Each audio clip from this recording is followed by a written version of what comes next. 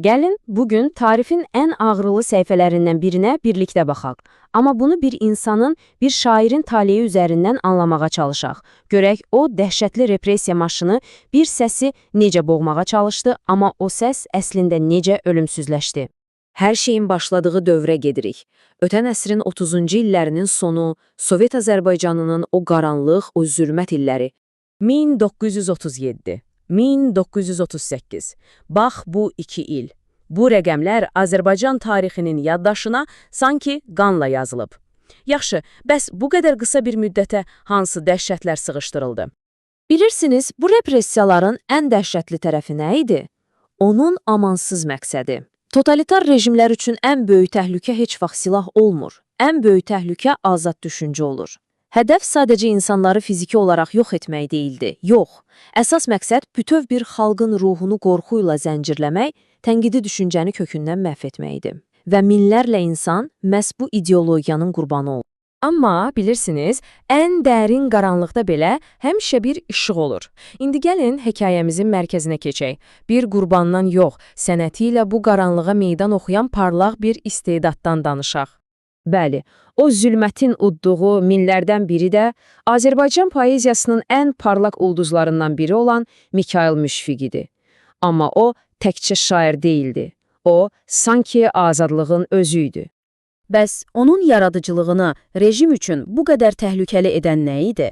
Bax, məhz bu cümlə hər şeyi izah edir. Onun şeirləri həyat eşqi ilə, inanılmaz bir səmimiyyətlə və ən əsası, heç bir çərçivəyə sığmayan, sarsılmaz bir azadlıq ruhu ilə doluydu. O, sanki hər misrasıyla bütün rejimə meydan oxuyurdu. Müşfiqin yaradıcılığında elə bir güclü simvol vardı ki, o tək başına bütün bir zalım rejimə qarşı müqavimətə çevrilmişdi. Söhbət, bəli, hamımızın əzbər bildiyi, dillər əzbəri olan o məşhur şeirdən gedir. Yenə o bağ olaydı. Bu şeir sadəcə təbiət təsviri deyil. Bu, azadlığın manifesti, bir millətin ən dərin arzusunun ifadəsi idi. Yaxşı, bəs Müşfiqin o məşhur bağı nə demək idi? Yox, o sadəcə ağaclar, güllər olan bir məkan değildi. Onun təsvir etdiyi o bağ əslində insanların qorxusuz yaşadığı, düşüncələrin sərbəst olduğu, sülhün, saflığın hökm sürdüyü ideal bir dünya idi. Bu, onun və bütün xalqının həsrətində olduğu azadlığın ölümsüz bir metaforası. Təbii ki, belə azad bir səs, belə cəsarətli bir xəyal totalitar bir rejim üçün dözülməz idi və o amansız dövlət maşını hərəkətə keçdi. 1937-ci ildə Mikayıl Müşfiqə qarşı dövrün ən qorxunc ittihamları irəli sürüldü. Təsəvvür edin, vətənini və azadlığı sevən bir şairə millətçi, antisovet kimi absurd damğalar vurdular. Əlbəttə bu, sadəcə onun sonunu hazırlamaq üçün bir bəhanə idi. Bu rəqəm əslində bütün o ədalətsizliyin miqyasını çılpaqlığı ilə göstərir. Cəmi 20 dəqiqə. Düşünün, bir insanın taleyi, bir şairin həyatı cəmi cümlətanı 20 dəqiqəlik qapalı bir məhkəmə tamaşası ilə həll olundu. Hadisələrin sürətinə bir baxın, həbs olunur. Bir neçə ay sonra, yanvarın 5-də o saxta məhkəmə qurulur və cəmi 24 saat sonra yanvarın 6-sında edam edilir. Azad bir səsi susturmaq üçün necə də tələsdiklərini görürsünüzmü? Amma sizcə hekayə burada bitir? Bədənləri məhv etmək olar. Bəs ideyaları?